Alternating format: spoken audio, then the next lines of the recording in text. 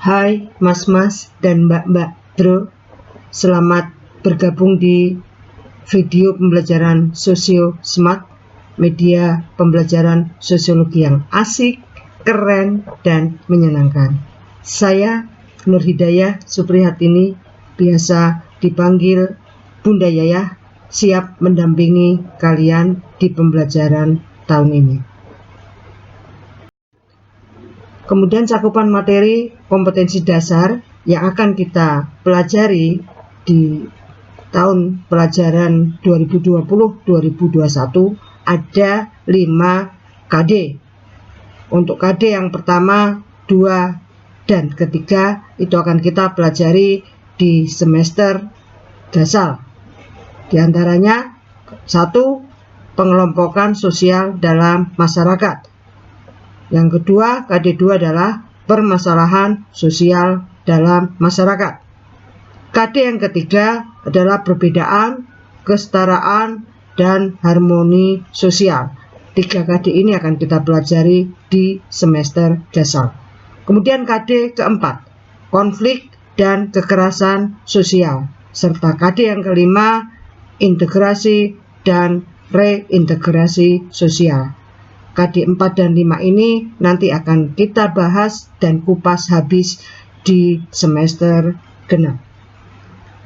Kemudian menu belajar sebaran materi yang ada di kelas 11, baik untuk peminatan IPS dan minat sosiologi, KD 3.1 dan 4.1, dan antaranya adalah pengelompokan sosial. Nanti akan kita pelajari tentang berbagai tipe klasifikasi, pola-pola hubungan yang ada dalam kelompok sosial. Kemudian nanti kita juga akan mempelajari tentang sikap eksklusivisme yang ada dalam kelompok. Kemudian KD 3.2 dan 4.2 kita akan mengupas habis tentang permasalahan sosial, hakikat dari masalah sosial, kemudian ciri-ciri dari masalah sosial, teori-teori yang digunakan dalam mengupas permasalahan sosial dalam masyarakat. Dan tentunya nanti kita akan membahas satu persatu tentang kemiskinan sebagai masalah sosial, kriminalitas atau kejahatan sebagai salah satu bentuk dari permasalahan sosial. Kemudian ada kesenjangan sosial dan ekonomi.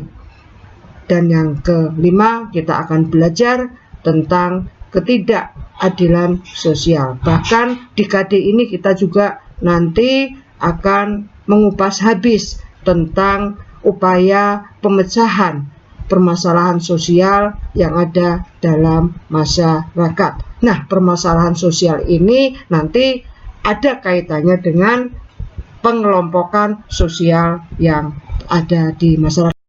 KD 3.3 dan 4.3 kita nanti akan membahas tentang kesetaraan. Di antaranya nanti akan ada proses struktur sosial, akan ada diferensiasi sosial. Kemudian kita juga membahas tentang perbedaan sosial yang ada dalam masyarakat. Nanti akan kita kupas tentang pelapisan atau stratifikasi sosial. Nah, konsekuensi dari kesetaraan dan perbedaan ini kita nanti akan membahasnya dalam materi mobilitas sosial, gerak perpindahan atau perpindahan posisi atau status dari kelompok sosial yang satu ke kelompok sosial yang lainnya. Kemudian ada proses harmonisasi sosial, harmoni sosial. Dengan pendidikan multikulturalisme, segala hambatan yang ada pada kelompok-kelompok dalam masyarakat itu akan bisa diatasi. Dan tentunya nanti kita akan mengupas habis upaya yang akan dilakukan dalam permasalahan tentang berbagai hambatan multikulturalisme.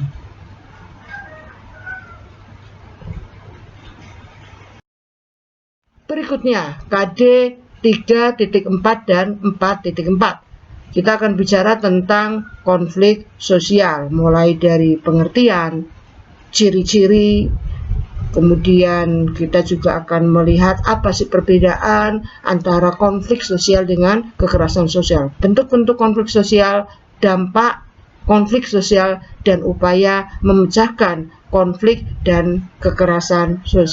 Kemudian untuk KD 3.5 dan 4.5, KD yang kelima kita akan membahas tentang proses integrasi sosial, termasuk nanti akan kita bicarakan tentang syarat-syarat terjadinya integrasi sosial, faktor pendorong dan faktor penghambat integrasi sosial.